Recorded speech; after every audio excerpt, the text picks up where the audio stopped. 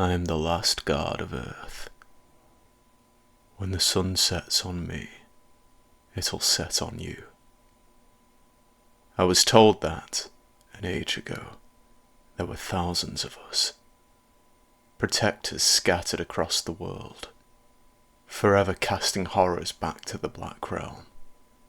For darkness can never truly be killed, only ever kept at bay. Fernsby often talked of a time before recorded history. Early humans were shielded by their knowledge of forces beyond our realm. Gifted men and women practiced spiritual arts. They formed the Guard, an order founded on the basis of standing against the darkness which had long consumed the earth. For millennia, the Guard brought life into the light. We no longer bent to the whims of horrid beings from the hungry world adjacent to ours. However, as is nature's way, prosperity invited growth. Humans multiplied. Peoples spread to even farther corners of the earth, and the threads which bound all tribes started to thin. Many people failed to teach their descendants of the Guard. They forgot about the spiritual world. The Black Realm became nothing but a ghost story, and then it became nothing at all. Over the following centuries, the once mighty order of Earth's guards shrank from thousands to hundreds, from hundreds to dozens. Men instead waged wars under the banners of individuals, and they abandoned the one true war against the darkness. By the 21st century, only Whitlock remained, the man who gave me this gift, this curse. After he was gone, Fernsby spun fresh fables of the Guard for my yearning ears, but I still felt alone. She was devoted to the Order, of course, but she was not splintered. Sorry, I should start from the beginning. But that feels like dreaming of an alternate self. 8 years ago, Evie and I moved to an island off the coast of England, drawn to its picturesque shores. But other things drew me to that island. Things I didn't see. We docked at a humble wooden pier, which was held together by rotten beams and misplaced faith. With a youthful spring in my step, I dropped onto the makeshift dock and ignored the disapproving groan of its ancient planks. And then I delicately lifted my wife over the edge of the small ferry, softly pecking her lips as we embraced. "Ah, this feels like home," she softly said. I smiled. "Yeah, I've never felt so happy. We belong here. I feel it." There was an elderly man at the end of the modest pier. He wore a well-ironed police uniform and an unpracticed smile, beaming from a face that hadn't known joy for a long time. But I thought little of his sullen expression. Evie and I were surprised to see anybody waiting for us. We hadn't expected a welcoming party, even a party of one. "I'm Chief Constable Arthur Whitlock. Kane Foster?" the man broadly asked, extending a calloused hand. I shook it. Yes, that's me. It's lovely to meet you, Arthur. This is my wife, Evie." "Pleasure to meet you both," the man said, eyeing me strangely. "Welcome to the island." It was a nondescript isle in the North Sea. At first glance, no more than a sleepy haven. I was an unobservant boy. My eyesight has worsened over the years, but I see so much more clearly. I'm 36, and I feel twice that age. On the day of my arrival, however, I was young, boundlessly optimistic, face fresher than the stiff boots on my feet. "Oh, look at this place, Kane," Evie gasped. Whitlock kindly drove us to our new home, and we admired the island from the passenger windows. The main town was quintessentially British, in a modern sense. Rows of branded shopfronts and supermarkets desperately tried to tie the forgotten isle to the 21st century. I didn't care about any of that. It was the isolated setting of the idyllic place which set it apart from the mainland. Life would be simple, quiet. It would be Evie and me. Nobody and nothing else. That was all we wanted. Our mouths hung loosely as our household appeared on the horizon. We'd seen pictures, but no photo did it justice.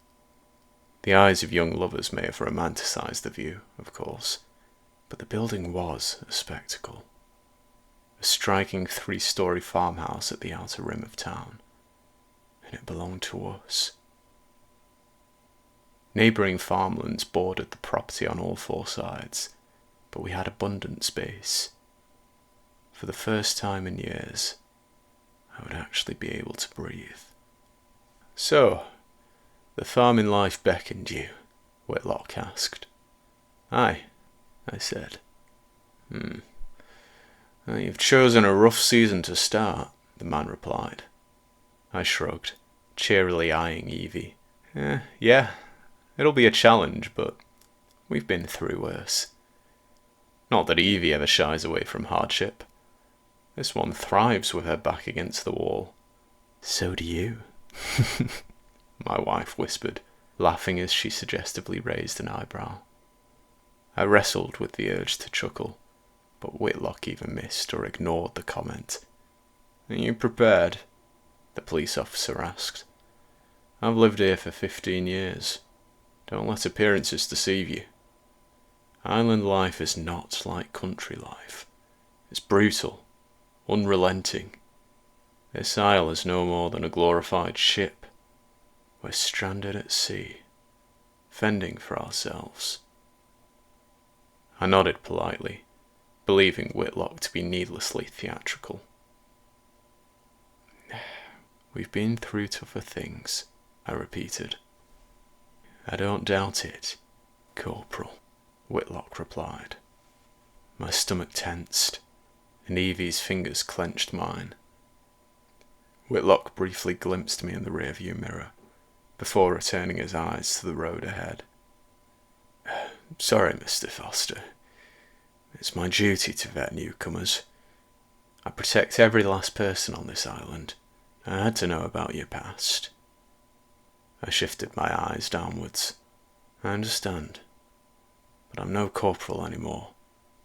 I'd rather forget those days." "Which regiment?" Whitlock pressed, lacking any semblance of social etiquette. I sighed. "The Duke of Lancaster." "And why did you leave?" he asked. "Listen, we really appreciate the warm welcome, sir," Evie interjected. "But Kane doesn't like talking about that part of his life. It was an obligation forced upon him. He never really wanted to be a soldier." "Only fools do, Mrs. Foster," the man whispered. Whitlock rolled the car to a stop at the entrance to our farmhouse. Expressing uncomfortable gratitude, Evie and I hurriedly collected our belongings. I waited until the police cruiser was halfway down the dirt track to speak. "What an idiot," I muttered. Evie smiled, rubbing my back. "It's over now, honey. You only have to see him, well, every single time you leave the house, knowing what small-town police officers are like." "We shouldn't ever leave the house, then," I grinned, lifting my giggling wife off the porch and carrying her across the threshold. We had nothing to our name but 4 walls and a roof. Years of savings had been poured into that fresh start. After enduring the horror of serving my country, farming provided an opportunity to find peace. War, however, always seems to find me. The first year on the island was a struggle, but we quickly learnt the ropes of farming. The following year, our crop yield improved, as did our standing in the community. Even Whitlock, over time, became more of a bemusing grandfatherly figure than a grouchy recluse. I found our new existence a little strange at first, but I quickly adjusted, quickly switched off. And Evie could teach geography anywhere, so she was more than happy. If I could have lived that life until my dying day, I would have been buried with a smile. That life, the only real life I've ever lived, lasted for 2 years. 2 cruelly brief years.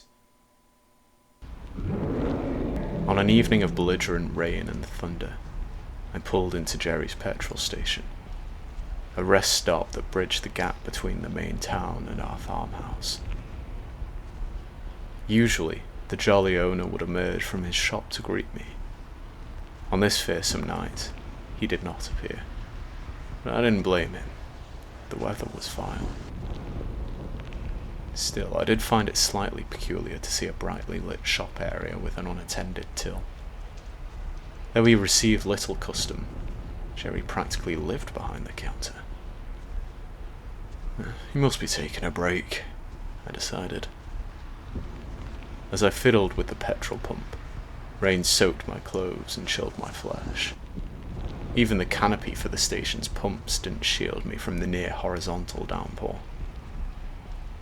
Once my car's tank was full, I repeatedly tapped the drenched self-checkout touchscreen. It didn't register my finger. Every time I dried the screen with my jacket sleeve, a fresh curtain of water coated it seconds later. "Oh, come on," I growled, shivering. A cacophonous crash sounded. Jolting backwards fearfully, my credit card flew from my hand, landing in a puddle.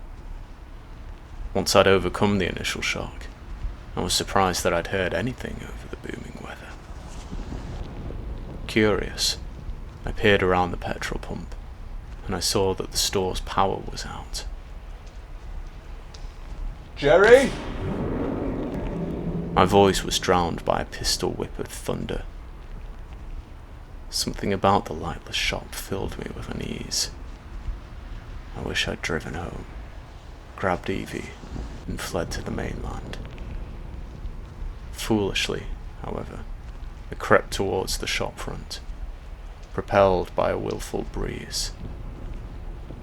The canopy's fluorescent lights cast enough light for me to distinguish a faint outline in one of the aisles. A man was kneeling on the floor, hunching over something. And when I reached the automatic double doors, I was surprised to find that they opened. It can't be a power cut, I realized. "Jerry?"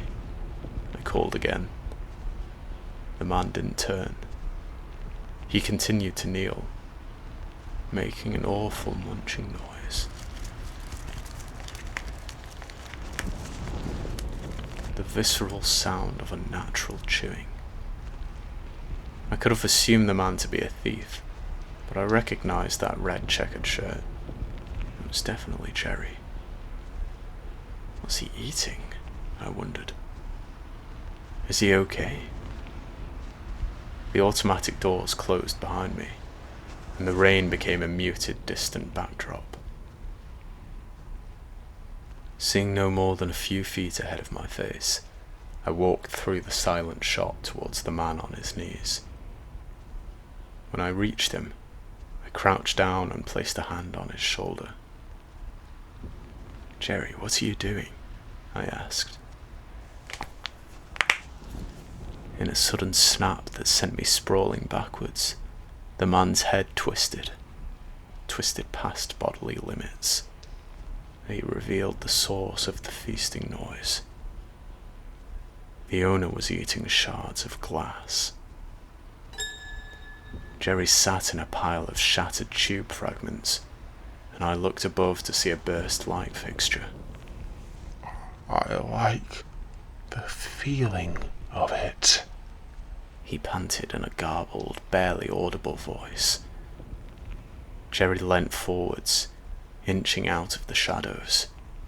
His face was finely illuminated by the lighting from the outdoor shelter, and it was not a face at all. Holes tunneled through the cavities that should have revealed his eyeballs and mouth, but those openings instead continued to the other side of his head. "Oh!" I wailed, scrambling to my feet, and Jerry inexplicably rose in mirrored unison, as if I were puppeteering him, or he were puppeteering me.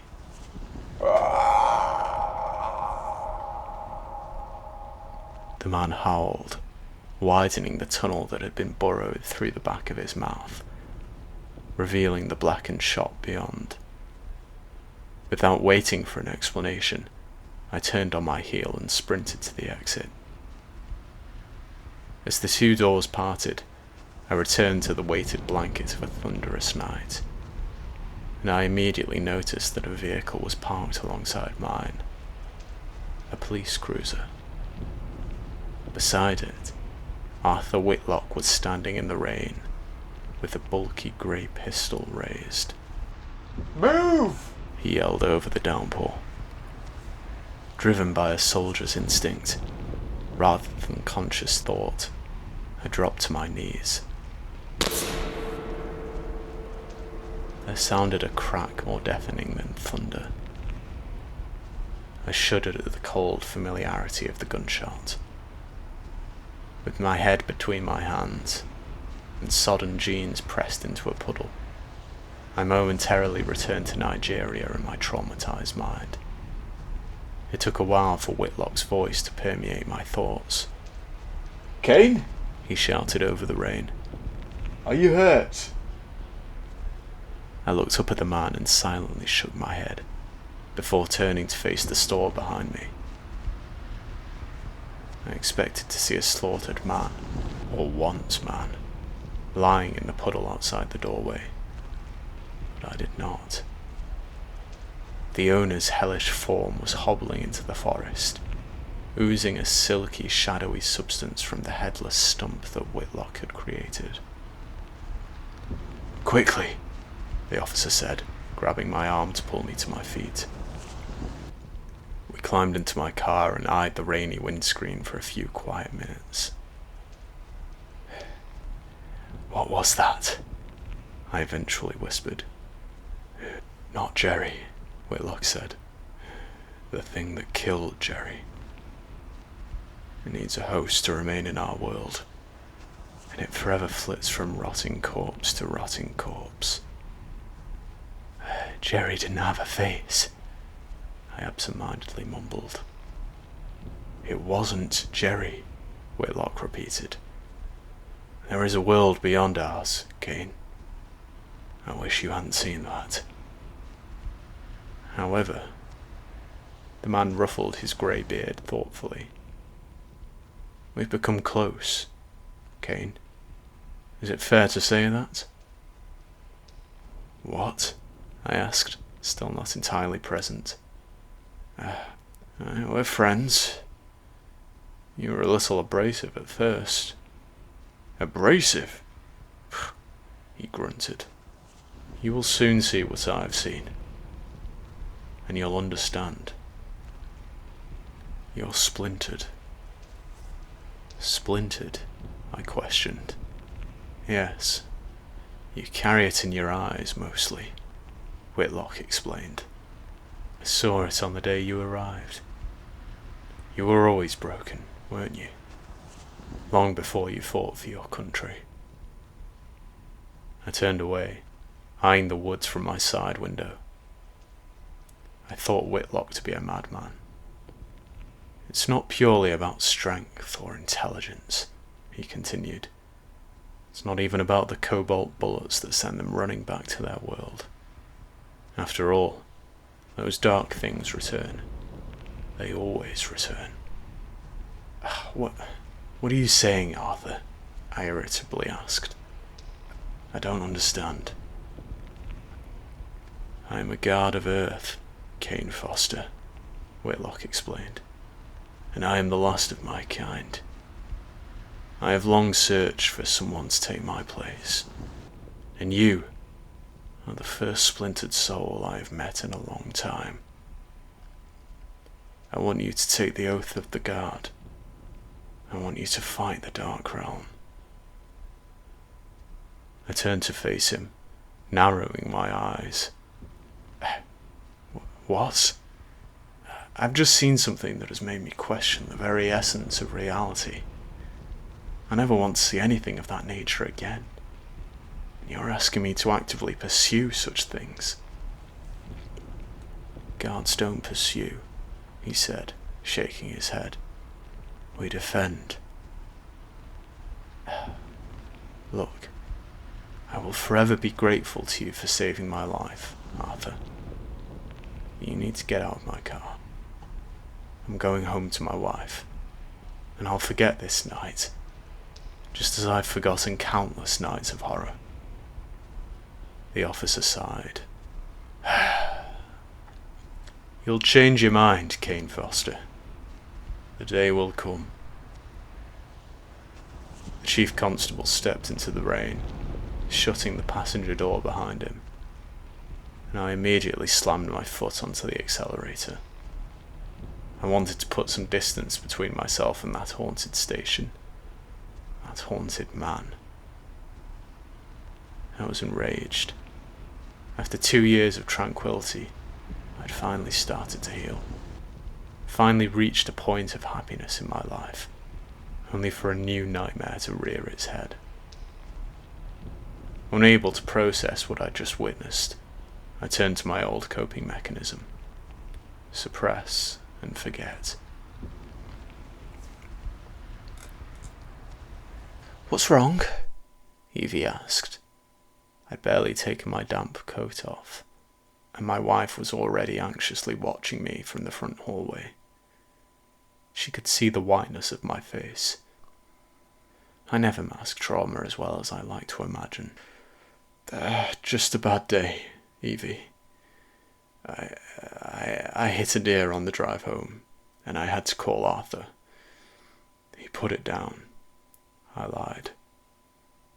Evie knew I was hiding something, but she didn't push the subject.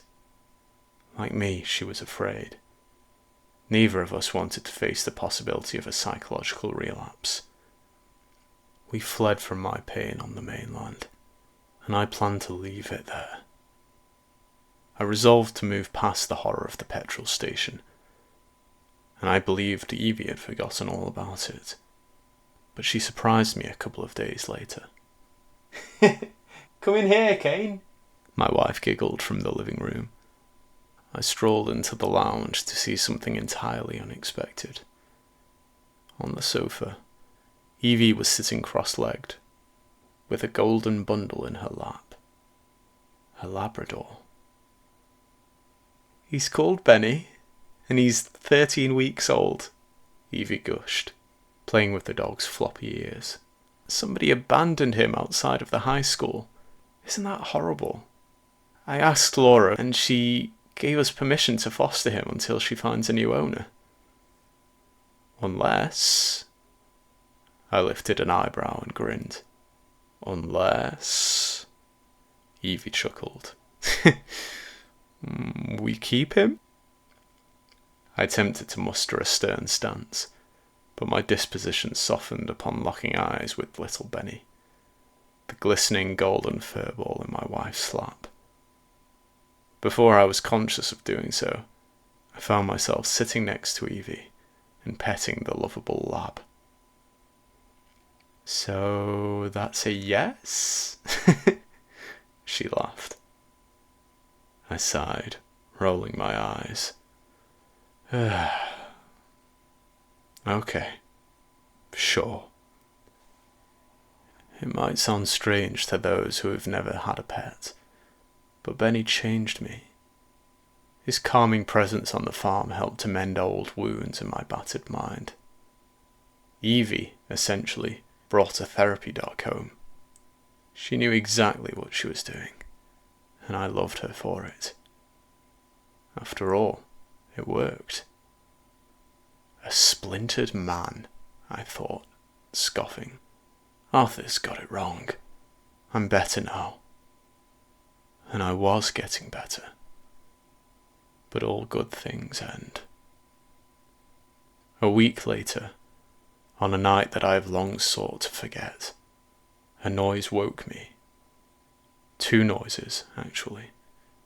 Benny's barking, and the crunch of gravel beneath flat feet. I groaned, slipped into a t-shirt, and sleepily shuffled out of the bedroom. "Oh, I'm on my way, Benny," I whispered loudly, attempting to calm the dog whilst not waking Evie. "Your mum's teaching in the morning, and she won't appreciate..." I stopped mid-sentence. Benny was growling at the living room window. The motion sensor had activated our property's exterior lights. The man was on the driveway. "Jerry," I whispered. A headless man. Keeping my eyes on the horrifying creature, I sidestepped towards the living room door. The headless abomination didn't even sway in the wind. It was glued rigidly to the spot. And then the outdoor lights turned off, only to return after a skittering sound filled the still night. The driveway was empty, and the foundations of our house began to whine under a sizable weight. Something was crawling up the outer wall. I could hear it, and I could sense it. Jerry had scurried out of sight in less than a second. Before any ideas entered my mind, there came the sound of an upstairs window breaking, followed by a shrill scream. "Evie!" I cried. I ran upstairs, and Benny overtook me, barking wildly. We flew across the landing and burst into the bedroom. Inside, I witnessed a scene of dread. The corpse of Jerry Black, mutilated by a force from another world, was slowly digesting the body of my half-living, wholly seizing wife. As her upper body was consumed, she immediately fell limp. I buckled to the floor in a detached state. Benny lunged at the abomination, and events passed in a haze. I refused to comprehend what I'd seen. The hellish being effortlessly kicked my courageous puppy aside. Not that my wounded friend was deterred, of course, as he quickly clambered to his feet and began tearing at Jerry's trouser leg. The creature didn't care about the Labrador. Though it had no face, I knew it was looking at me. Waiting on my knees, I watched the undead devourer lumber forwards. I closed my eyes and prepared to be reunited with Evie. The monstrosity took measured steps, relishing in the build leading to my demise. The stale breath of the demon rose from the depths of its stump-like neck opening. A sickening stench billowed against my face. Inches from me, the footsteps stopped, and I heard floorboards creak on the landing. And then came a guttural bellow. A squelching tussle followed, and the brief encounter ended with a human yelp of pain. When I opened my eyes, I saw the blade that had been driven through the corpse's abdomen, a medieval sword which glistened in the moonlight. Jerry's undignified corpse began to twitch violently, and ethereal matter evaporated in black streams from his near-fleshless body. The hilted blade and the unearthly thing crumpled into a lifeless mess on the ground. Leaning against the doorframe, Whitlock was clutching his pained side. A dark, bloody wound stained his shirt, and black vines were spreading quickly across his flesh. I wanted to say something, do something, but my eyes were drawn to the empty bed. Evie was gone. I'm sorry, Whitlock wheezed, coughing. I tried to stop it. I didn't want to live anymore. Benny was sadly surveying me, whilst whimpering softly. But I barely registered him. I barely registered Whitlock. I thought only of Evie, of life without her. I'm so tired, Whitlock spluttered. She's gone, I sobbed, disconnected from the conversation. I know, Whitlock croaked. But we're here. The world is still turning. It needs you, Kane. It's up to you, Kane, I interrupted. You must fight. A man who doesn't fight for his country, oh, that's no man at all. My father said those words to me, Arthur. That was how he justified his coercion, forcing me into the army at the age of 16. That was how he justified beating my mother and me. You were right when you said that only fools want to be soldiers. I was a fool. They might teach me how to put Dad in the ground for good, I thought. So I did as my father asked. And the cigarettes took him in the end. Cancer. I became an expendable pawn in someone else's war. I've always been a foot soldier, Arthur, because my life has never been my own. Whitlock started to make a point. Kane, I love this island, Arthur, I interrupted again. Just Evie and me. We were living for ourselves. I had a life here. She was the only person who made the world seem a little brighter. Benny whined and padded towards me, brushing his soft head against the back of my hand. Whitlock heaved heavily, inspecting the wound on his rapidly rotting flesh. That thing left Jerry's corpse. It's trying to claim me as its host. We can't kill it. Can't kill darkness, I absent-mindedly added. No, but if it has no host, it can only flee to the Black Realm, he whispered. Kane, I must be killed before it spreads. Killed, I repeated. The old man wearily nodded. You must do it, Kane. First, however, you must take the oath. A spiritual binding that will open your eyes to the Black Realm, as it did for thousands of guards before you. It's over, Whitlock, I said. No! The man roared violently. This is about everything, Kane. Everything. Reality as we know it. Will you condemn billions of souls to eternal blackness because you lost your... Don't, I sliced into his sentence. Don't diminish her death. I'm not, Whitlock grumbled, lowering his voice. But our world is dying, Kane. For decades,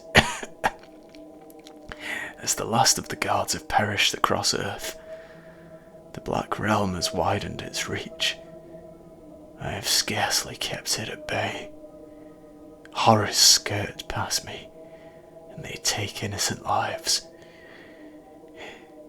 Without a guard of Earth, the terror will be tenfold.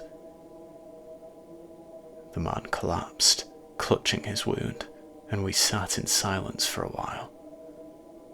I was thinking, processing, contemplating ways in which I could take my life and join Evie. A supernatural realm exists, so there must be something after all of this, I thought. But what would she say? My wiser voice asked. Would she smile? Would she forgive you for condemning friends and loved ones to an eternal torture? I knew the answer, but I did not like it. I will take the oath, Arthur, but I will not be the last to do so, I finally agreed. Whitlock's weary, near lifeless eyes welled. Ah, you are a good man, Cain Foster. A splintered man, I gruffly said. To be splintered is not an evil thing, Whitlock explained. It's a reflection of your inner turmoil, not the character of your heart. The man tossed his firearm to the carpet. Cobalt-laced bullets, he coughed. You know Fernsby, my dearest friend. She manufactures them for me. Cobalt repels darkness. It's in the sword, the bullets. I picked up the rusty handgun, realizing I hadn't held a weapon in 3 years. It felt too natural, too easy. Everything else faded away. When the body is at war, the self dies.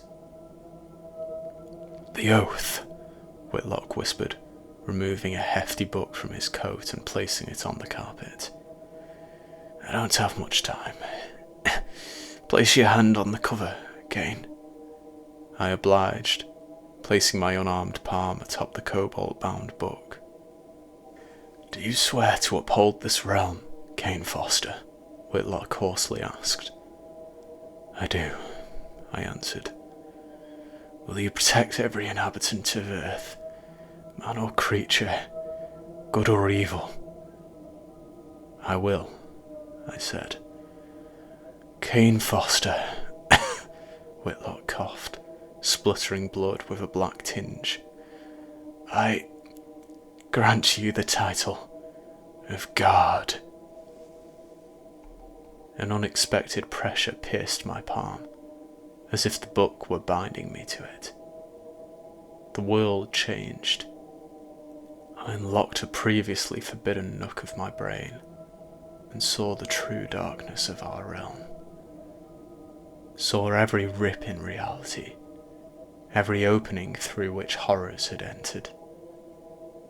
And then the pain ceased. I lifted my hand, and I felt peaceful, as if a weight had been lifted. What does it mean to be a guard? I asked, noting Whitlock's fading eyes. I don't know what's required of me.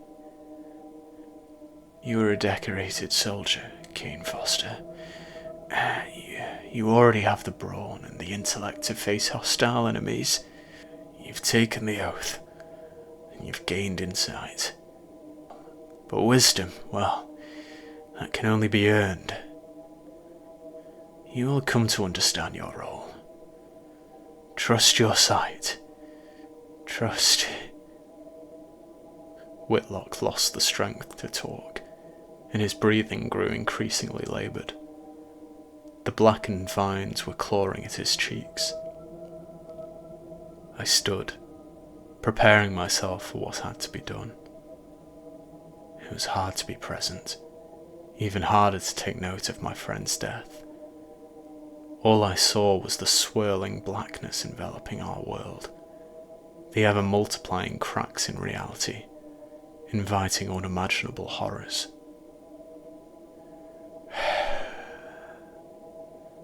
Exhaling deeply, I lifted the handgun and aimed at the dying man's temple.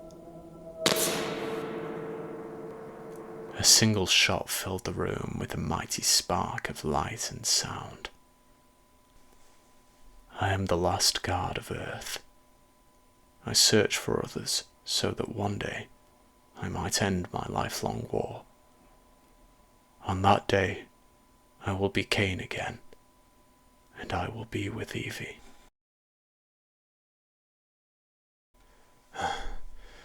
"We should run, Benny," I said. "It would be easy." As the crowd of possessed people flowed forwards, I looked into the eyes of my year-old golden Labrador, eyes weathered by the longest 12 months of our lives. I tried to spare Benny from the hardships of my life.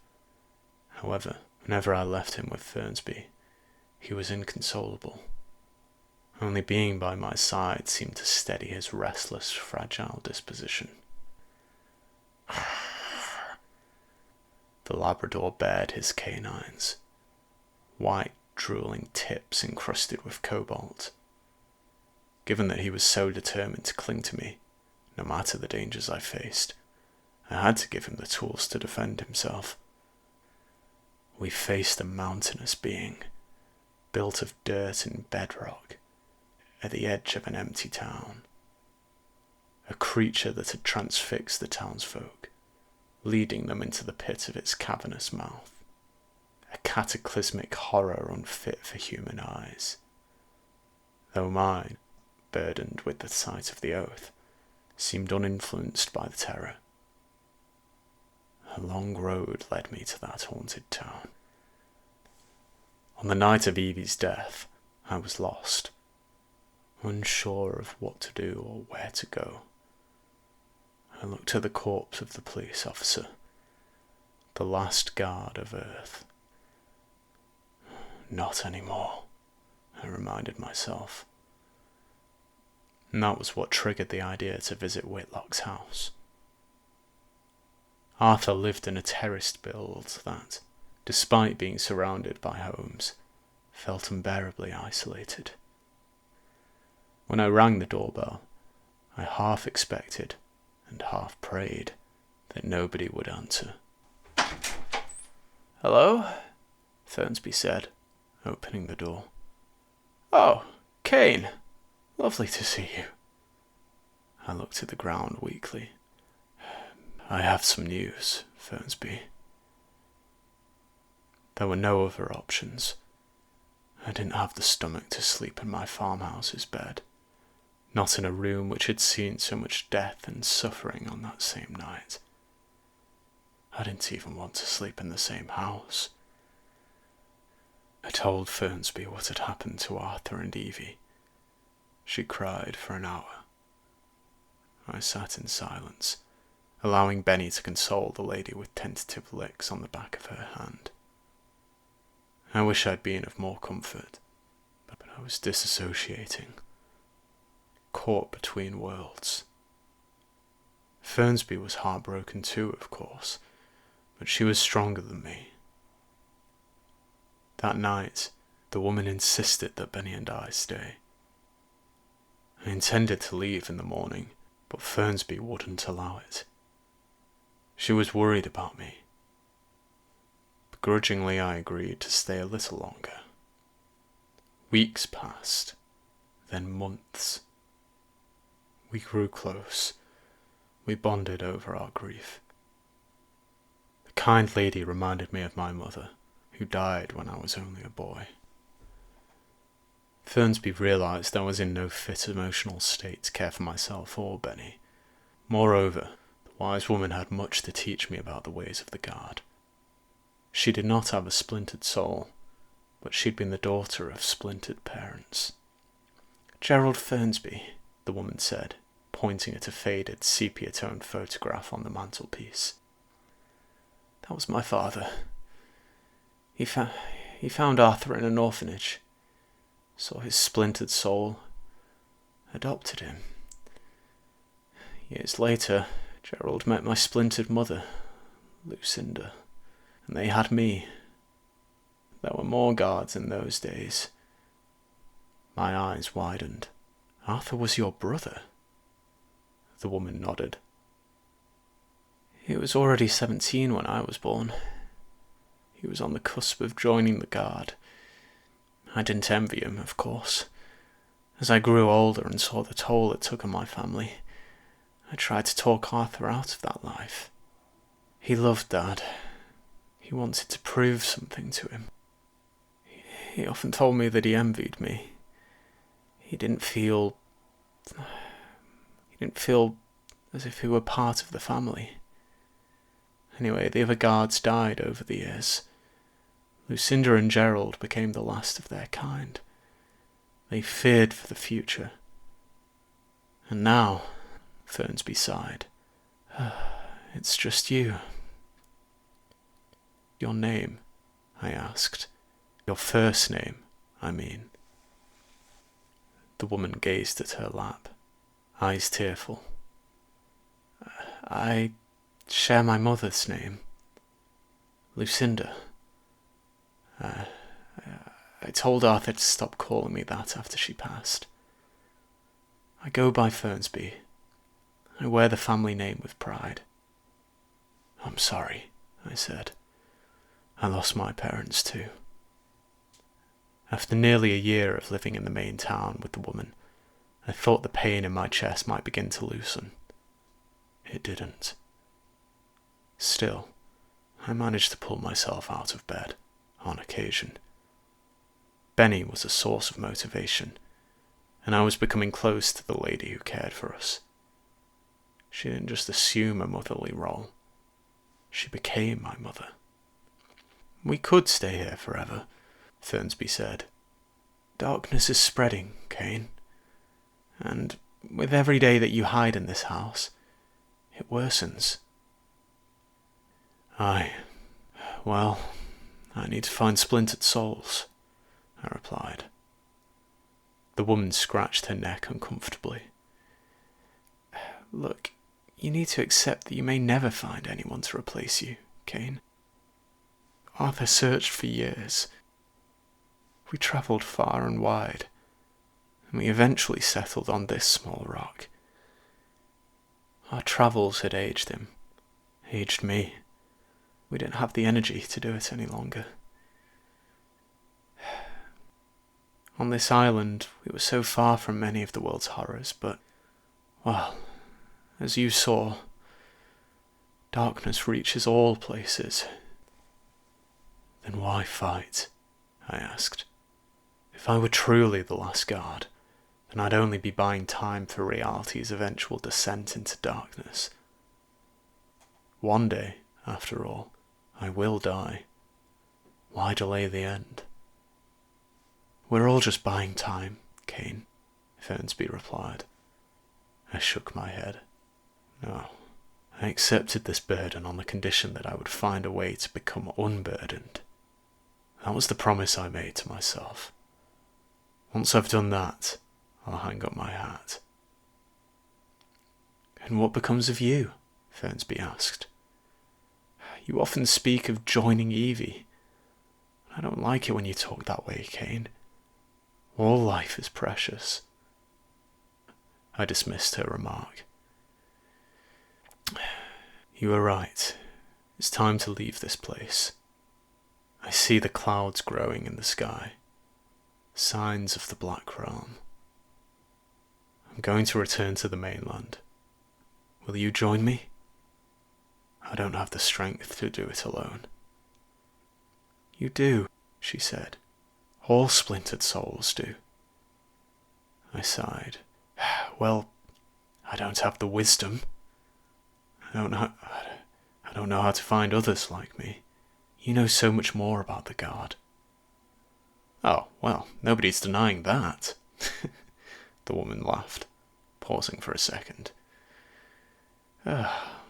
Okay, Kane Foster. As I did with my brother, I will travel the earth again. Just know that you have not faced the greatest horrors of the Black Realm, or even the greatest horrors of our world. After all, monsters and men overlap. I'm ready, Fernsby, I said. I trust the sight of the oath. It reveals the blackness, the reddened clouds in the sky. They point the way. They mark the tears in reality. My sight reveals the blackness. But you cannot see what's within it, she coldly reminded me. We packed our meagre possessions and left the tiny isle behind. But they didn't know the full truth of what happened to Arthur Whitlock and Evie Foster. Wolves tore the officer to shreds, and Evie went missing. That was the official story. How should I explain the sight that the Oath of the Guard gifted? Well, when I look at the world, I see a sky marred by muddy splotches of red, bulging clouds. They ink the atmosphere, sprouting in all directions. Hundreds of rips in reality, indicators of entry points from the Black Realm. Too many to count, too many to fight. And Fernsby was right. I still, to this day, never know what horrors await. The year was 2017, and we were back on the familiar soil of the mainland. It had been a year since Whitlock knighted me. During those months, I felt the red storm clouds grow in severity and span, but my deep grief rendered me unable to move a muscle. The world had already been falling into ruin, of course, but the process was quickening without a protector. "Why are we here?" Fernsby asked. "You tell me," I said. I had driven to a small town on the northwest coast, one of those woeful waypoints between places of interest. A town that most would miss on a map, and that is exactly the kind of place which attracts evil, a hidden corner of reality. I followed the cloud, but I don't know what we're going to find. Does any of this look familiar to you? Fernsby shook her head. The town? No. The situation? Well, perhaps. Situation? I asked. Look a little more closely, the woman replied. And when I did, fear squeezed my belly like a tightening belt. The town was deserted, completely devoid of life, and a single flicker of movement turned out to be nothing more than a lone crisp packet, riding the coattails of a gusty breeze. Where is everybody? I asked, driving slowly through the town. I don't know, but Fernsby suddenly paused. Kane, drive. What? I asked. Find somewhere for us to get off the street, my friend urged. Wondering what she'd seen, I did as Fernsby asked and sharply veered into the car park of a nearby supermarket. She immediately threw the passenger door open, and I watched in confusion. Nonetheless, following her lead, Benny and I hopped out of the Ford Ranger. I ruffled my canine's hairy coat and placed a finger on my lips. The most valuable trick I'd taught the year-old puppy was to be quiet. A safety net for direful situations. This way, Fernsby urged, scurrying towards the supermarket's front awning. What is it? I asked, following quickly. She placed a finger to her lips. Talk at a low volume. We don't want them to hear us. Them? Just tell me what's happening, I whispered, hiding behind the supermarket trolleys. Fernsby peeked over the top of the carts. Arthur and I saw this in a Romanian village. Like you, he was drawn to a small town of people who vanished overnight. And, much like this place, we found dreadful things. Look up, Kane. Look at the mountain. Mountain? I replied. I peered over the trolleys to face the hillside. Upon closer inspection, I realized it was more than a hill. A foreboding mound of the earth's crust rose 3,000 feet tall, a monumental spectacle formed not from tectonic plates, but from the blackened bowels of some nightmarish underworld. The Dark Realm. And the unnatural formation bore a black entrance in its front face. It shifted and swirled, a living doorway into the mountain. What is that? I asked. Near Brasov, during a harsh winter, We saw a mountain just like it. An impossible structure with a moving entrance. Arthur called it the gate to hell, but it was worse than a gateway. The mountain was alive, Kane, Fernsby whispered, and it swallowed the townsfolk. The cave ate them, I asked. Well, we saved them, but we don't know what happened to them, Fernsby said. They remembered nothing. I removed my weapon from its holster. Let's take the car. Fernsby held out an arm to brace me, and she softly shook her head. The mountain can see things, Kane. We'll travel on foot, and we'll stick to the shadows. It could be watching. Watching? I asked. How? You'll never get answers from the Black Realm, Kane, Fernsby said. Only more questions. Fernsby, Benny and I stealthily slipped through the town, gliding between buildings and abandoned vehicles. As we neared the outskirts of civilization, the tall trees of the forest obscured the unnatural elevation with a gaping mouth. I felt uneasy about the mountain slipping out of sight, but I kept my eyes on the red cloud above. When we turned onto the road leading towards the hulking apparition, Benny began to growl. Night was approaching, and streetlights were flickering to life. The Labrador didn't like the dark, so Fernsby and I thought nothing of his complaining. But as the growling intensified, my instincts were kicking into gear. A hobbling man emerged. Other than the aggressive sounds of an ignored dog, there was no warning of his approach. I abruptly held up a fist to halt Fernsby and Benny. The dog stopped whining as a shadowy figure walked into the darkened street. Night cloaked our location, but it did not cloak the man as he stepped into the glow of a street lamp. He had the wounded eyes of a person who had looked upon a horror worth forgetting, and his lips stretched wider than humanly possible. Within his mouth, we saw a swirling mess. A white sphere with a red pinprick. It's an eyeball, I whispered, horrified beyond words. I pushed Fernsby to the side, and Benny followed. We crouched behind a hedge and looked over the top. My heart throbbed at the surface of my throat as the zombified man walked past. His lips ever parted, like fleshy eyelids for the watchful pupil of the mountain. The enormous eyeball rolled listlessly around the man's mouth, scanning the area for signs of life, hunting anyone it had missed. Eventually, the mountain's slave wandered away, twitching as he vanished into the town. Did you see things like that in Brasov? I asked. That's a story for another time, Fernsby shuddered. Let's move quickly. Whether we can save the townsfolk or not, we must rid this place of the mountain before its influence spreads. I nodded, and we followed the road out of town.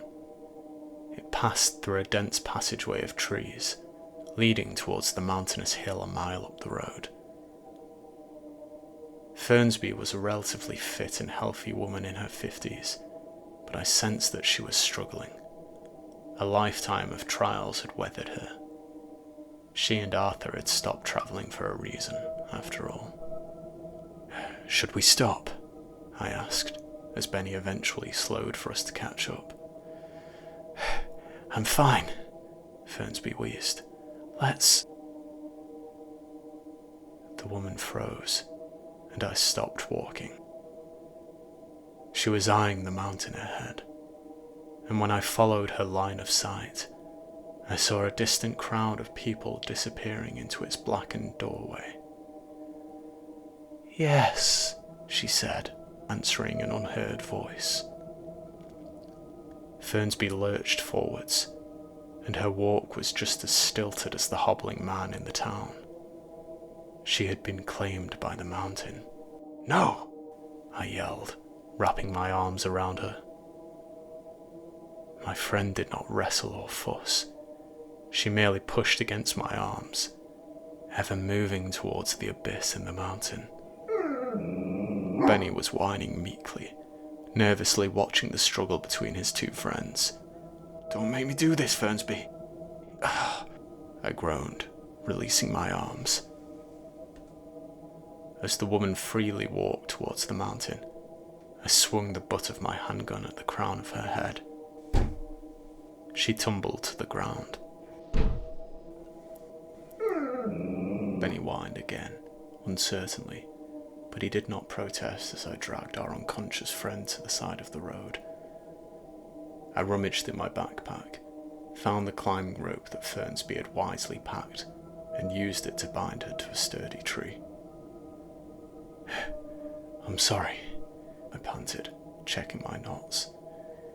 "It's for your own good."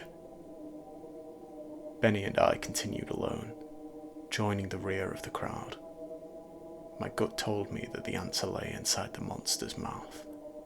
I prayed for that to be a true insight of my splintered mind, and not misplaced or influenced instincts. Still, as darkness enveloped us, I accepted that there was no turning back. We became one with the mountain. Benny moaned softly, and I bent over to stroke his head. "It's okay, boy," I soothed. "He sees you," a voice whispered. I shot my head around. The whisper came from a woman beside me, an unseeing woman with eyes not bloody like the man in town, but closed. Everybody in the crowd was walking blindly ahead. "He sees you," another voice hissed. "He sees you." Overlapping voices chanted the same line repeatedly, engulfing us in an oppressive wall of sound. Benny growled viciously, and I removed the safety on my weapon. Suddenly, a light emerged, silencing the crowd. A faint, grey, muted light. It danced like an unearthly flame in the clearing before the hundreds of people.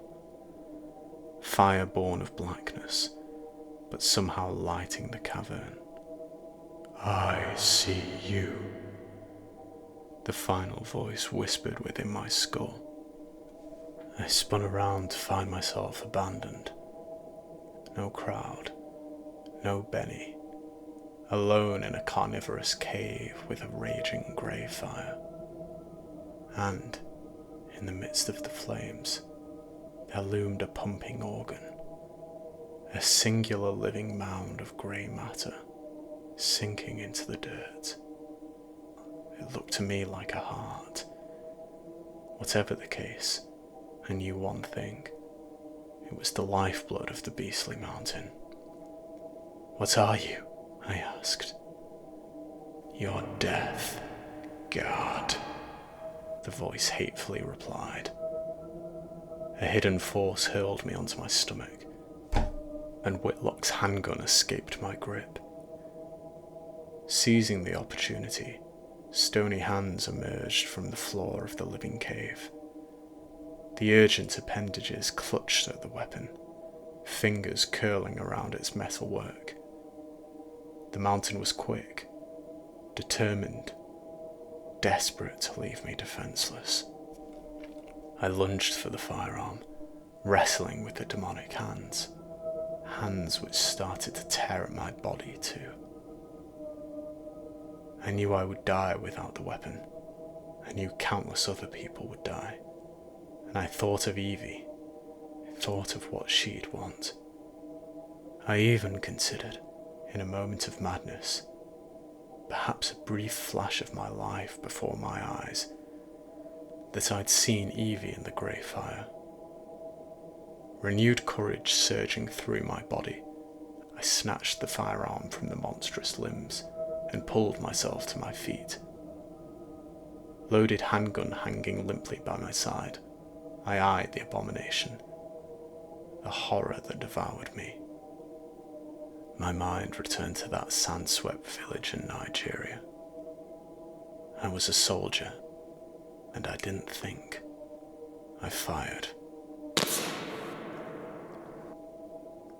The cobalt round punctured the surface of the creature's vital organ, and the grey cavern, the mountain's belly, shifted in agony, unleashing an almighty bellow, a death cry.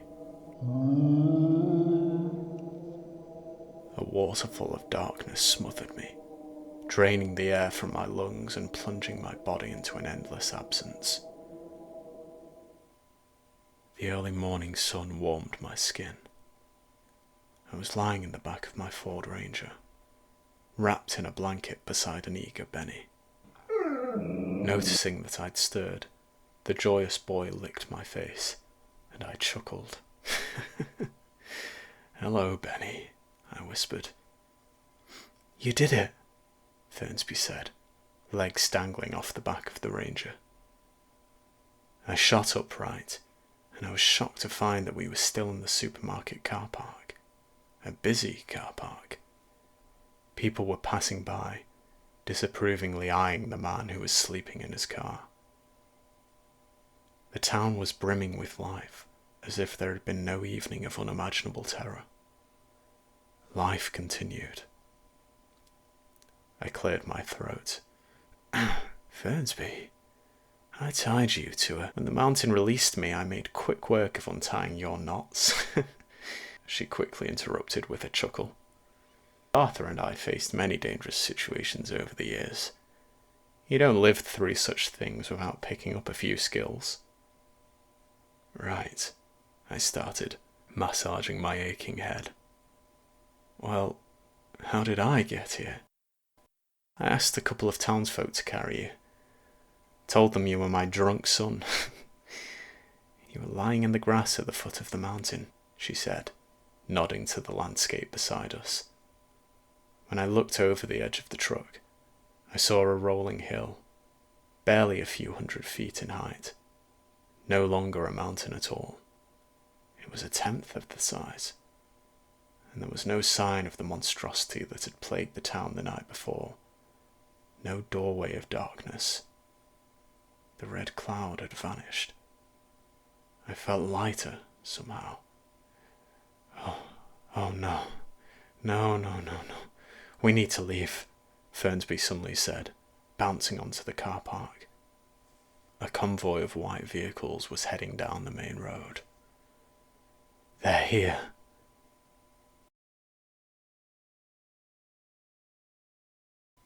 "Who were they?" I asked. Fernsby had been sitting tensely whilst we hastily fled the small town. Her knotted shoulders only eased when the convoy of featureless vehicles vanished from the rearview mirror. "Cruel men," she eventually replied. "They work for dozen miners, an agency of fools dipping their toes into the black realm." "How did they know about the mountain?" I asked. "You may be the last guard, but there are many who notice the supernatural, Kane. Some fight it, as you do. Others seek to exploit it," the woman said. "Those men spent years hunting Arthur." "To kill him?" I asked. Fernsby shook her head. "To study him. They want to understand the ancient rituals that the founders of the Guard created." "I'd like to understand those too," I replied. "You know the key lies in the Book of the Oath, Kane, and that's why it must be protected." "I still don't understand how the ritual works," I said. "I don't even understand what it means to be splintered. How will I find souls like mine?" "I don't know, Kane," Fernsby answered. "Like you, they may be drawn towards the Black Realm. It's a natural instinct. So, we keep fighting the darkness. We pray that we find others." "I see clouds in the distant north," I said, nodding at the windscreen. "Then that's where we'll start," the woman replied. There are many tales I could tell. This next story took place at the tail end of 2021's Black Spring. Britain was enduring another lockdown state of emergency, but darkness did not wait patiently, so we pressed onwards. In the midst of global turmoil, we continued fighting. In fact, we fought harder. When Earth's streets emptied of people, shadows filled the void. The Black Realm tightened its grip. When we arrived in Liverpool, I had been guarding her for 3 years. We lived in hotels and hostels, flitting from village to village. It was strange, for the first time in half a decade, to be back in a city. A city with lifeless streets, perhaps, but a city nonetheless. A hub of civilization. At that point, however, I felt so far removed from humanity. Night fell as we entered Liverpool, and the red storm clouds burnt with an ever-intensifying frosty. The Black Realm always strengthens at night. "What draws you here, Kane?" Fernsby asked. Whilst the evening traffic stalled, I cast my gaze to a 5-story building block beneath the reddened patch of sky. Whatever evil lurked in Liverpool, it hid in that building. I knew it. "I'm not sure, but I don't like the look of those prices," I said, nodding at a nearby petrol station. "What did you and Arthur do to earn a living whilst travelling? I don't know how long we can afford to spend on the road." "We would help locals," she explained. "Fixing things, assisting at hotels for bed and board. As a chemist, I have talents that lend themselves well to all manner of odd jobs. But don't worry about that, Kane. I have savings, enough to last for years. And we'll have settled by then, won't we? At least for a little while." "I won't settle until I find my replacement," I said. We parked on a narrow road at the foot of the apartment building, and Benny eagerly barked. "Another walk?" I said, ruffling his coat. "You already had one today, Benny. How about we try to stop reality from falling apart first?" "This is the building?" Fernsby asked, as the 3 of us exited the Ford Ranger. I nodded. "Aye. The red cloud hangs above it. Have you seen anything that rings a bell?" The woman eyed her surroundings. "No, but I feel something in the air." "Yeah," I grimaced. I felt it too. A heaviness, an impenetrable wall barring us from entering the building. Undeterred, however, the 3 of us walked into a section of the revolving door, and I pushed. As we stepped into the apartment block, a worried receptionist ran forwards.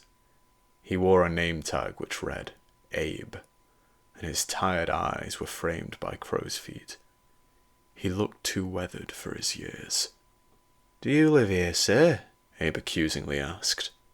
"We're visiting," I replied, eyeing the man with an equal dose of suspicion. He looked flustered. "I see. Well, only tenants are allowed to bring animals into the building." I'll take Benny to the car," Fernsby said, noting the stern look on my face. She was skilled at de-escalating situations, but she didn't sense what my splintered eyes sensed. "Yeah, I'll holler," I said, rapping my palm against the pocket that held my phone. My friend nodded and led a disappointed Benny outside. That still didn't seem to please the receptionist, however. He remained disgruntled and proceeded to inspect my long trench coat with beady eyes. I wore tatty, unwashed attire, so I would have forgiven the scepticism in ordinary circumstances. Yet, the man seemed unordinary to me. "Who are you visiting, sir?" Abe asked, squinting.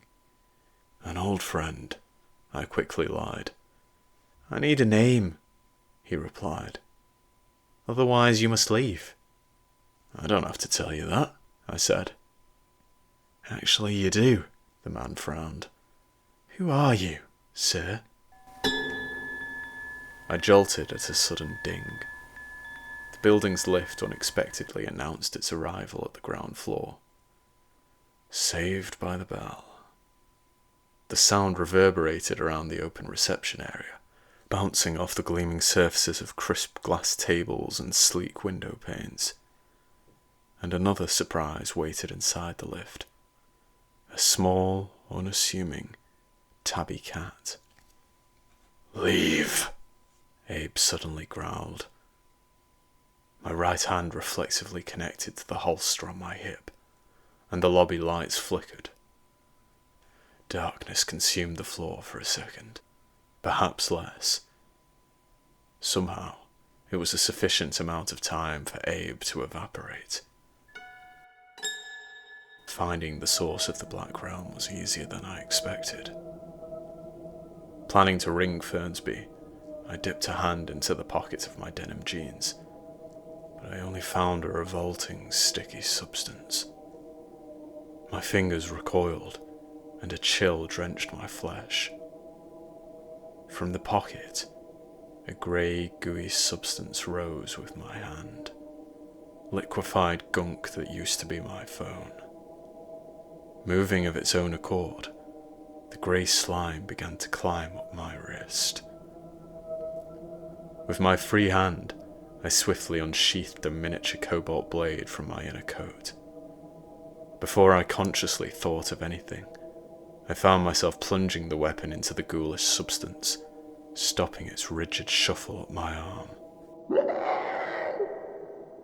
A piercing shriek sounded from the foundations of the building itself, and the supernatural substance solidified. As it retracted from the blade, the abnormal entity transformed back into my phone, and its screen shattered as it clattered to the floor. Kane! Kane! The muffled sounds of banging and shouting followed. I could hear Fernsby's voice. When I turned to face the main entrance, the doorway was gone, and the tall window panes had been replaced with brickwork. Whatever darkness skulked in that high-rise, it imprisoned me. I turned to face the lift, expecting the cat to be gone. Quite the opposite. The innocent feline was not so innocently padding out of the open doors, and its fur danced as if something were crawling beneath the surface. The animal was enlarging. I stumbled backwards, right hand finally drawing my firearm, and I aimed at the dark beast that was quickly filling the lobby. A cat of baffling magnitude. Titanic head scraping the ceiling, and fangs bared. Numerous rows of teeth stretching into the depths of its throat.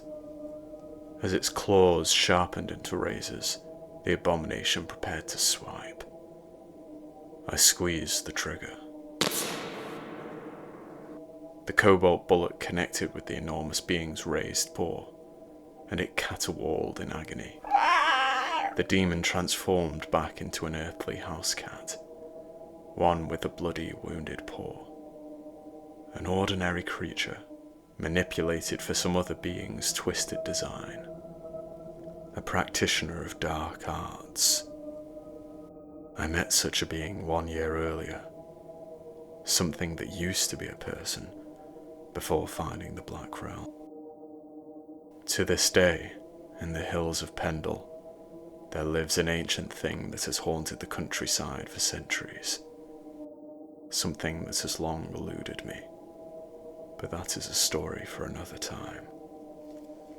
I guiltily watched the wounded feline limp away, ear dripping bloody specks onto the floor. It was not the animal's fault. It was a pawn in a larger game. I remembered my solemn vow to protect all things of our world. I shouldn't be fighting illusions, I realized. I was instinctively drawn to the stairs, not the pristine lift which stood with open, inviting doors. That metal box looked hungry to my eyes, and I always trust my splintered gut. So, I ran towards the steps, and the walls of the building started to settle, shift.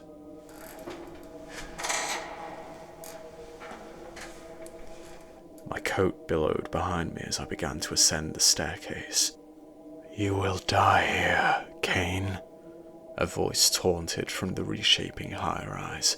"And this world will finally belong to them. To us." I reached the first floor of the horrifying apartment block, and I was faced with green, rotting wallpaper along an endless corridor. The ceiling and floor melted, as if I were trapped in a wet painting on a scorching day, and my black boots began to sink into the swampy carpet. I aimed at the floor and unloaded another cobalt cartridge. The spent casing ricocheted and rolled across the floor. A stream of black particles erupted upwards, and the carpet became solid again, in turn releasing my foot from its grip. Pressing forwards, I became aware of apartment doors solidifying, much like the carpet and the ceiling, and they began to open, hundreds of doors opening along an eternal corridor. I darted to the main staircase and climbed up to the 3rd floor, but its door opened onto a white void, a limitless expanse of nothing that had, most certainly, once been something. Another trick of the dark force behind that house of mirrors. But tricks can still kill, so I quickly closed the door, unwilling to meddle with forces beyond my comprehension.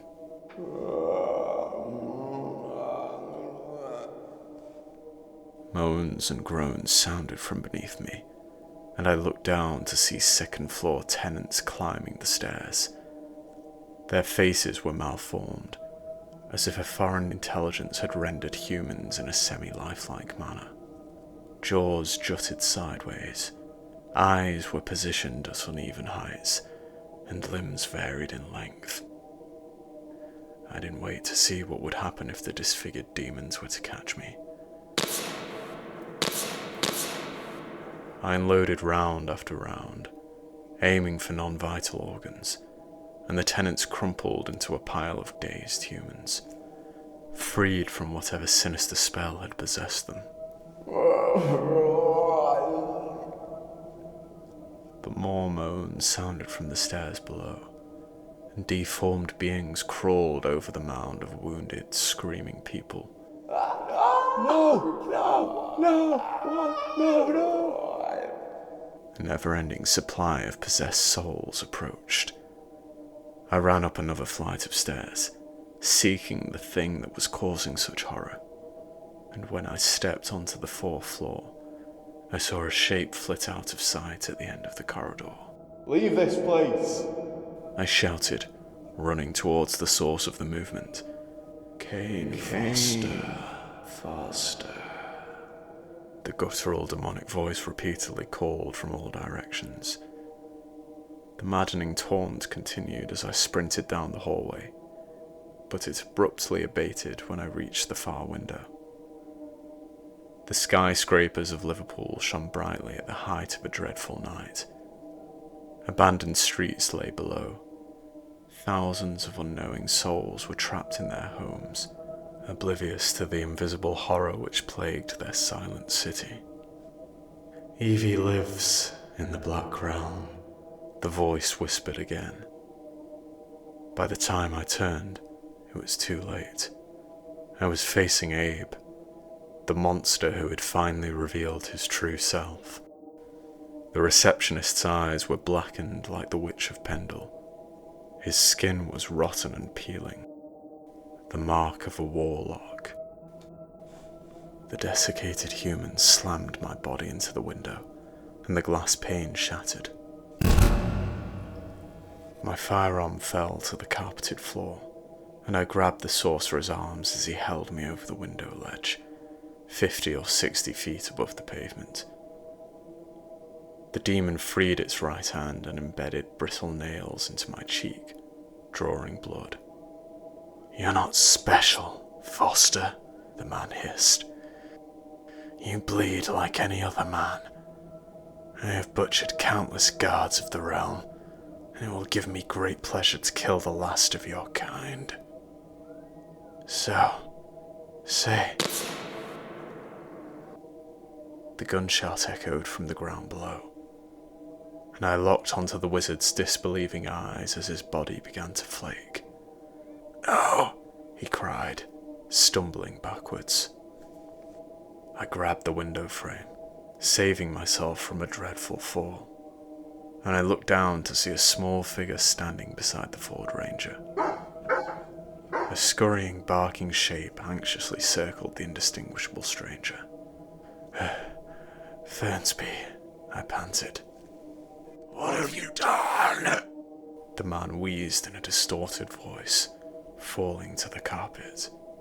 "You were right, Abe," I said, touching my stinging cheek. "I do bleed like any other man. And so do you." "I am not immortal," he adamantly responded, body shredding itself to pieces in a cloud of blackness. "You're not anything," I said.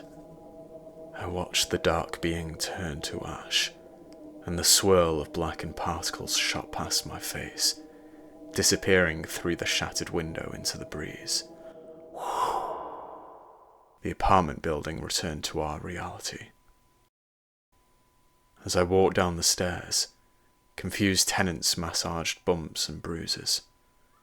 One phoned for an ambulance to save the several residents with gunshot wounds. Flesh wounds, I reminded myself, but that did nothing to alleviate my tremendous shame. After stumbling through the reception area, I was relieved to see the revolving door had returned. Back to the real world, a world of tangible things that revealed their true selves. No malicious mirages. I inhaled the clean air of a locked-down city at night, a city without sounds, sights, or smells. A place that seemed to belong to nature. I looked to the ground beneath my feet, half expecting to see willful weeds wiggling through the tarmac.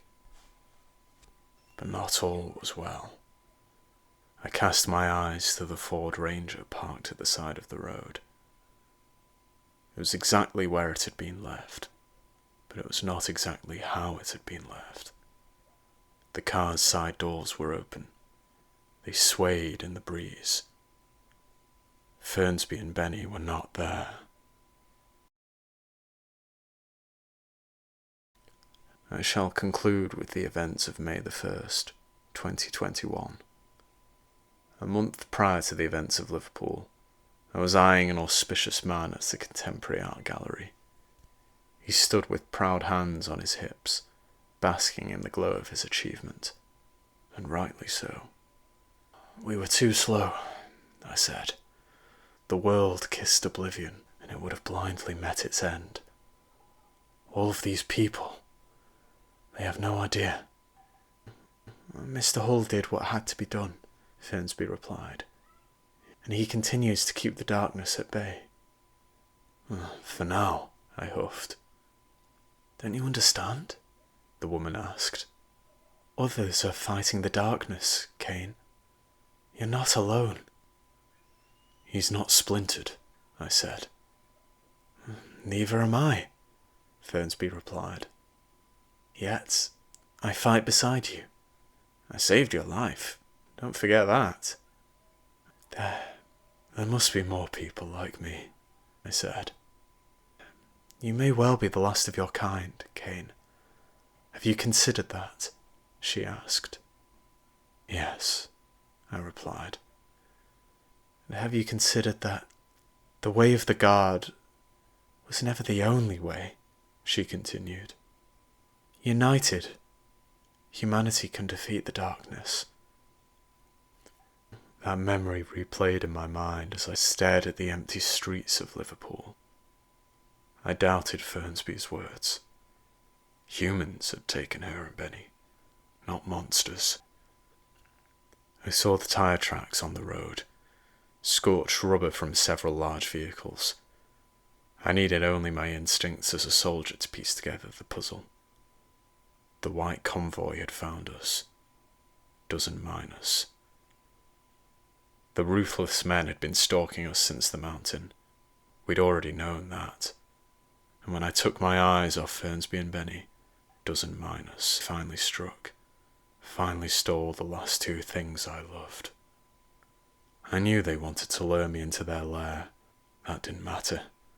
I gladly walked into the jaws of the lion, confident in my ability to face foes of flesh rather than apocalyptic beings. However, humans are just as capable of leaving the world in ruins. It took a week to find them. The headquarters of dozen miners stood boldly at the edge of Birmingham, against a backdrop of skyscrapers and garish neon adverts. A grotesque monolith, lost in a sea of seemingly uglier things.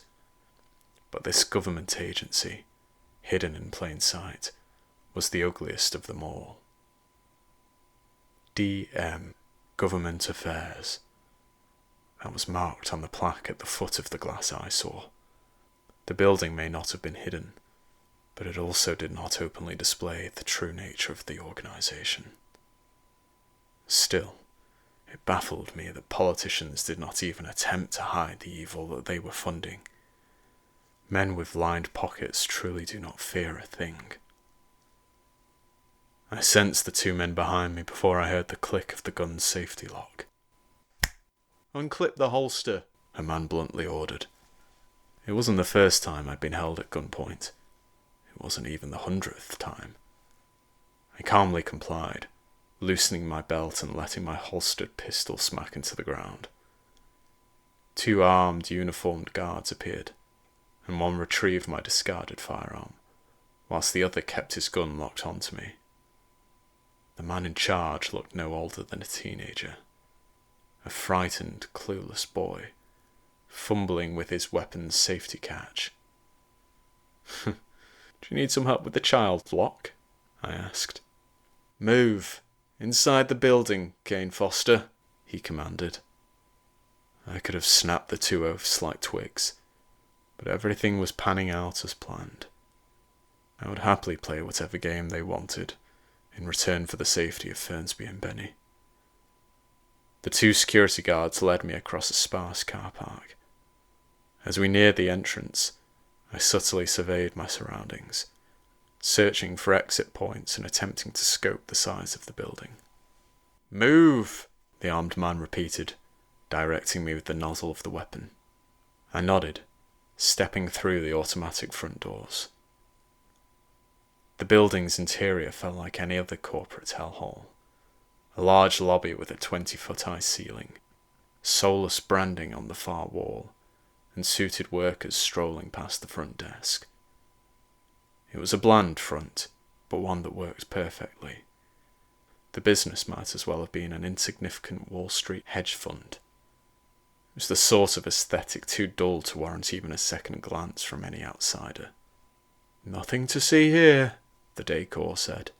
"Move along." The two captors led me to the lifts, and I caught the gaze of the occasional wide-eyed worker, seemingly terrified to see a gun-wielding security guard. "Floor B13, the armed guard said, as we entered the lift. "Clearance required," a robotic voice answered. "Liam Henley," he replied. A pause followed. "Accepted," the robotic voice said. The lift doors closed, and we descended into the building's undercarriage. "No questions, Kane Foster?" the second guard asked, raising an eyebrow. "Quiet, sure," Henley barked. "Are they alive?" I asked. Neither guard replied.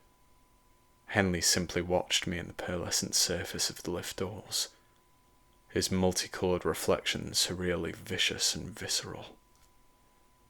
After 10 lifetimes, the lift reached floor B13. and we walked into an obscenely spacious underground city. The basement level had a ceiling that must have been 100 meters above our heads. Kane Foster, a voice boomed. Is that right? I twisted my head to the left, and my eyes met those of a large man. Broad in stature, but not rotund. He had a presence, a physicality that was beyond toughness. The figure seemed unnatural, brutish in a way one could hardly call human. He was accompanied by several men in the same uniforms as Henley and Shaw. I'll take that, the commanding figure said, snatching my weapon from Henley. Where are they? I immediately barked. He smiled. Introductions, Kane. My name is Stefan Blom, and I am the director of Dozen Minus, a government-funded agency that, unlike you, has legal jurisdiction in the other reality. The Black Realm, I said. Blom grinned. The Black Realm. Interesting. Is that what members of the Guard once called it? That isn't the proper procedure for information exchanges, Blom. I'm going to need to see my friends, I firmly said. The director nodded. Yes, Corporal, of course. We are on the same side, after all. You fought for your country, and I fight for all countries, on behalf of all governments. A war is not righteous because powerful men say so, I explained. No war is righteous, Kane Foster, and no thinking being wants war. Not even the hellhounds which spill through cracks in our reality, Blom said. Right, your friends. Come. Led by Stefan Blom and his guards, I passed machinery built for giants, equipment beyond my knowledge, and I started to ponder the ways in which I could tear the Swedish director limb from limb, if he were to reveal that anything had happened to my friends. However, I was baffled to find myself facing Fernsby and Benny. They were trapped in a windowed, soundproofed room with a locked door. You see them, but they don't see you, Blom explained as I hurried to the glass and pressed my hands against it. I was never going to kill them. I'm not a cruel man, Foster.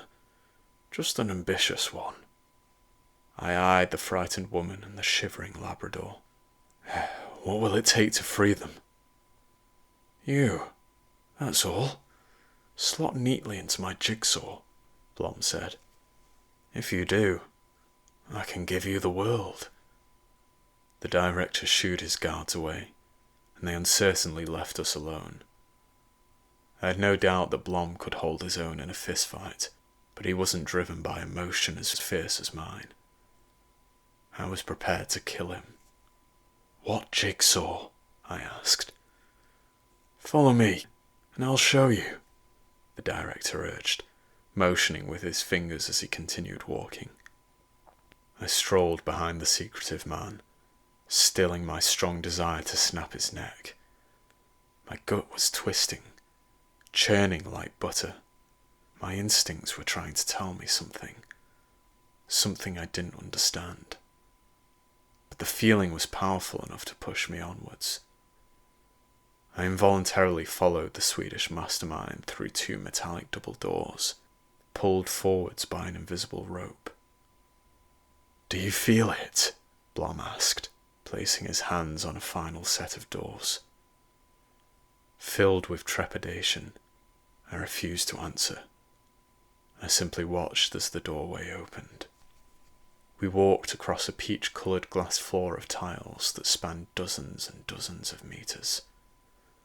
The room, at first glance, was filled only with computer screens. Control panels lined the walls, but it took less than a moment for me to understand what my gut had attempted to tell me. The tiles were not peach-coloured. They were transparent. Beneath our feet, there lay human flesh. Not only that, but the flesh of living humans. flesh knitted like a rich tapestry of malevolence. Hundreds upon hundreds of people were sewn together, forming a writhing sea of squirming bodies. They seemed heavily sedated, mouths frothed and eyes lolled listlessly as heads rocked and swayed, an endless rolling tidal wave. I finally understood the magnetized energy that had drawn Whitlock to me so many years earlier. I was connected to each of the people below my feet, the mutilated, half-conscious, half-living people. "Splintered souls," Director Blom confirmed. My fists clenched, and I lurched towards the man, but he quickly backstepped and drew my firearm. "We didn't know that the Order of the Guard survived," he said, levelling the nozzle at my head. "What happened to Whitlock?" I didn't answer. "Dead? I see." The director sighed. "That wasn't what we wanted." "What have you done to these people?" I asked. The man frowned. "We weren't going to learn about the guard from Whitlock. We learned that he wasn't the only one of his kind. We found you. Found those like you." "How?" I asked. Blom smiled. "With darkness, of course. Splintered souls are always drawn to dark things. And we developed ways of detecting it. Why do you think you first moved to that island? The creature lured you there. It's an irresistible pull. A tie between you and the Black Realm, did you call it? But what do you hope to learn from them?" I breathlessly asked. "What you've done to these people isn't human." "They aren't human, Foster. You aren't human," Blom furiously said. "And it is for the greater good. The founders of the Guard knew how to banish darkness from our world. Why on earth would they keep it a secret?" I didn't answer. "Oh, you don't know? I'll tell you why, Foster. They did it for the same reason that any man or woman does anything. Control," he snarled. "And I don't begrudge your ancestors for that. I would do the same." "You are doing the same," I corrected. Blom grunted. "The Guard is dead. You are no longer the most powerful force on Earth. That is why the darkness has been spreading. But dozen miners can fill that gap. We deserve to wield that strength. We deserve to be the ones entrusted with the control of the Black Realm. We may even do greater things than the Guard did." "When men like you talk of greatness, you mean something else," I replied. "Oh? And what do you know, foot soldier?" Blom spat. "If we truly wish to win the war, we must do more than shoo away the darkness. It always returns. We must fight. We must manipulate it. Use it for our own benefit. Create a realm twice as powerful as the Black One." You don't understand what lies in that place," I said. "There is no controlling it. The darkness rules all men, and it will treat you no differently." As the fiendish man eyeballed me, I recognized the shadowy mist in his eyes. I realized the dark realm had already claimed him. I had seen the reddened cloud above the dozen miners' headquarters, just as I saw it behind his unfeeling eyes. He was innately a cruel man, of course. The Black Realm had not done that to him. He was a mortal nightmare without empathy. But soulless husks are prime shells for beings of the Black Realm. Puppets who easily bend to the will of horrors. Some other force was at play. "I want you to teach me, Foster," the man said, pointing at the fleshy sea beneath our feet. These splintered souls hold power, but you understand that power. Help me to recognize the darkness. If you truly wish to defeat it, then let these people go, I ordered. Let my friends go and keep me. That is my deal. Blom smiled, but it was an impatient smile. I could sense the burgeoning fury itching to seep from his trembling lips. You are not negotiating with me, Kane Foster. Is that what you thought? No. This is about you accepting the facts of your situation. I will show you the doorway between worlds, and you will help me to coax darkness from it, he whispered. 300 splintered souls have not baited the paranormal being, but one guard of Earth. Yes, you will suffice. I feel it already. It hungers for you, Kane Foster. It will emerge when it sees your face, and then we will capture it. You're wrong, Blom, I cautioned, shaking my head. Give me the gun and let me handle this. You don't have any power over that realm. The director's fingers started to pull the trigger. You truly are a member of the Guard, aren't you? Clinging to the final strand of a dead cult's control. But you will be the last Guard, and when you've given me what I want, you will join the souls below. A scream sounded from the room beyond the chamber of splintered souls. A piercing sound that coursed through my veins, tearing my very sense of self in two. I knew the voice, knew the cry of pain. It was Evie. Blom nodded his head, smiling as he began to walk across the room, and I found myself following. It may have been that instinctive pull. It may simply have been my determination to find Evie. What does it say to you? Blom asked, no longer bothering to aim the weapon at my face. It says such beautiful things to me. It foolishly tells me how to defeat it. You. That's all it wants. You.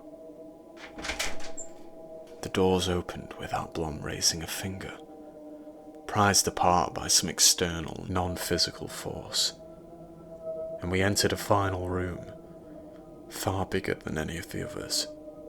It was a room of dirt, rocks, and darkness, encaged by tall steel walls, and filled with dozens of scientists. As we walked inside, I realized the entire building must have been built around the anomaly in the center, an unnatural emergence beneath the ground. It had driven dozen miners to claim the land around it. A gaping wound in the wall between worlds. The blackened hole was 50 meters in diameter, hovering in the center of the room. It vibrated with a frequency I did not understand, even with the oath's insight. I had witnessed horrors for 3 years of my life, but I had never seen the doorways through which they came. It was a window into a realm that had no earthly business existing. You shouldn't have toyed with this, Blom, I warned. It senses you. It is glad I brought you here. And soon, we'll have it in our grasp, Blom whispered, leading me through a crowd of silent scientists who watched with twisting heads.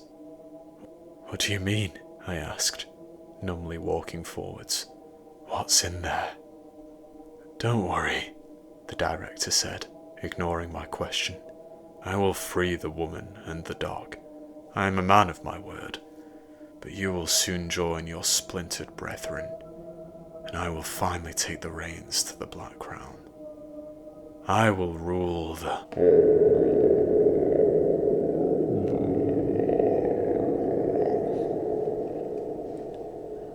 A deep bellow interrupted the director. The scientists started murmuring in panic. as if the sound had finally awoken what little humanity remained in their brainwashed hearts. He is here! Blom cackled jubilantly. The bellow morphed into a high-pitched whine, returning to that piercing scream. My wife's scream. A sound of such ferocity that everybody in the room winced in pain. Cain, Evie's voice shrieked. you let me die, Cain. You are no man. I shook uncontrollably, unable to silence her demonic voice, even with hands pressed firmly against my ears. They gave me all I ever wanted. Gave me what you did not give. I am happy here, she hissed, unleashing a gust of wind that knocked dozens of people to the floor. The computer screens darkened. The building's power had been obliterated by an enormous wave of motion. Fully untethered from a long trance, the dozen minus workers began to run towards the doors. But the revelation came far too late. Black spirals of matter, or some otherworldly substance from the dark realm, fired towards the fleeing scientists, coiling around their bodies and flinging them into the hovering doorway. I didn't hesitate. I lunged towards Stefan Blom, who simply lay on the floor, simultaneously marvelling at the vicious hole and fearing it. He barely flinched when I plucked my firearm from his loose grip and levelled it at his head. so beautiful. He joyously whispered. I aimed my pistol at his transfixed body, but he didn't show interest in me. He simply watched the doorway's dark arms sweeping screaming scientists from the ground. Whilst I was distracted, one of the creature's hopeful arms detected me. It spiraled through the air like a growing strand of DNA. I raised my weapon and shot the demonic being. The cobalt seared the Black Realm's limb, and the entire doorway recoiled in agony, shrinking ever so slightly. Blom screamed, the pitch of his voice matching that of the screeching abyss. And then a droplet of blackness fell, like a speck of blood, from the retreating limb. As it hit the ground, it blossomed into a fully formed person. Evie. Cain, stop. Please, She whispered in a gentler voice. don't hurt my home. Come with me. I shakily aimed the firearm at my undead wife, the thing pretending to be my undead wife. Tears filled my eye sockets, blurring my vision. You're not her, I whispered hoarsely. I am her. She insisted, outstretching a hand with a tantalizing smile on her face. A smile so nearly like the one I used to know. Just take my hand, Cain. Please. I hesitantly started to press the trigger, and Evie moved at a speed faster than I could process. Her form morphed, and she became an ungodly being, taller than the doorway which floated behind her form. The giant loomed over me with a body constructed of jutting flesh, like the bark of a burnt oak tree, and her pupils blazed like stars from a universe that fostered death, not life. The creature pursed its lips and exhaled, expelling a wind that swam not with locusts or other biblical visions of the apocalypse, but needles, thousands of slender metallic needles, approaching at great speed. Shielding myself with my thick trench coat, I turned on my heel and pounced to the ground, dropping my weapon as I did so. I could feel the many pangs of minuscule blades slicing into my back, and I realised I was only saved from certain death by my thick clothing, but I still bled profusely. I could feel the dampness of my stinging skin. The needles, propelled by some inhuman force, glued me to the ground. In a desperate bid to defeat the force of evil, I futilely reached for the handgun just beyond my fingertips. Against the wall of the room, I saw the shadow of the unholy demon which was towering behind me, an ever-growing spectre that took measured steps towards my flawed body. And with your death, we shall have this world. My face was slowly being buried into the dirt by needles. The shadow lengthened along the wall as the creature neared me, a thing 20 or 30 times my size, and 1,000 times my strength. I could feel breath, neither hot nor cold, against the nape of my neck, as the thing, neither living nor dead, leaned closer. It was basking in the pleasure of playing with its meal. I will take... A single gunshot silenced the voice. The horrifying thing hissed in fury, and I felt the needles loosen from my coat. As my face lifted from the dirt, I caught a glimpse of a familiar sight, confirmed by rapid, padding footsteps. A flash of golden fur obscured my vision as a shape flitted above me. What followed was another piercing wail of agony from the blackened realm. The needles finally clattered to the floor, fully releasing me, and I jumped to my feet. Lucinda Fernsby stood in the open doorway. Her gun was in hand. And when I turned my head to face the window to the Black Realm, I saw Benny standing between me and the deformed, deteriorating version of Evie Foster. Her bark-like flesh rapidly disintegrated into the shrinking, sealing abyss. The darkness escaped to the Black Realm, desperate to flee the cobalt-plated canines of the growling Labrador.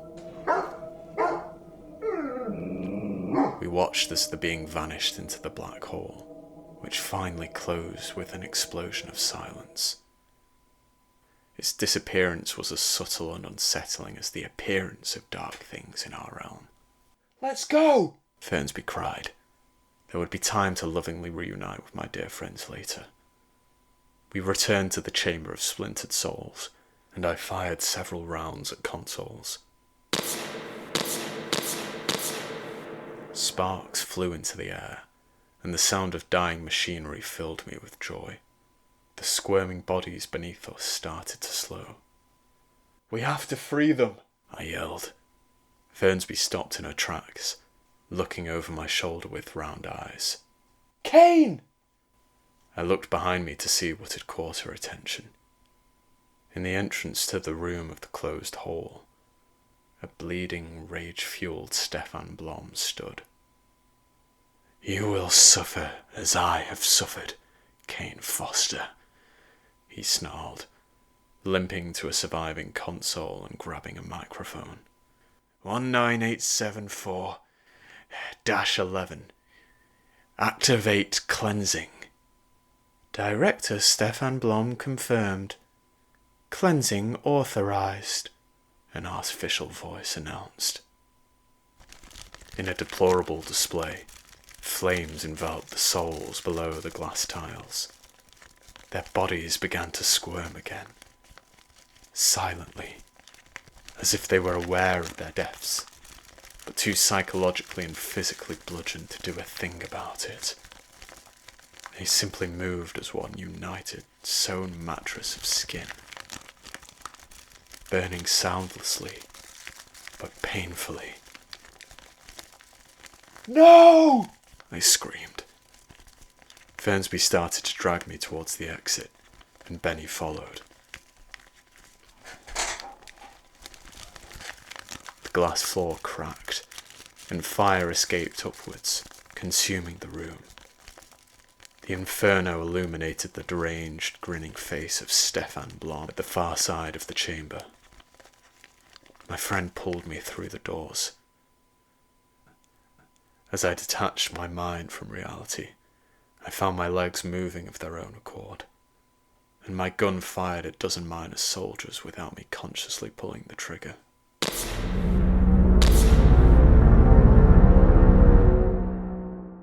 I only regained some semblance of consciousness hours later. I suddenly became aware of the road running past us. Fernsby was sitting in the driver's seat of my Ford Ranger. Benny was sitting in the footwell, chin resting on my lap. He killed them all, I whispered. I know, Kane, Fernsby replied softly. But my response surprised the two of us. You were right, I told her. You saved me again. You and Benny, two non-splintered souls. Fernsby smiled and nodded. It doesn't take magic or a miracle to kill darkness, Kane. It takes courage, sacrifice. My name is Kane Foster, and I will likely die as the last human with this gift. But not all is lost. We do not need splintered souls to push the darkness back to the realm beyond our world. We just need those who are willing to face it. We are the last guards of Earth.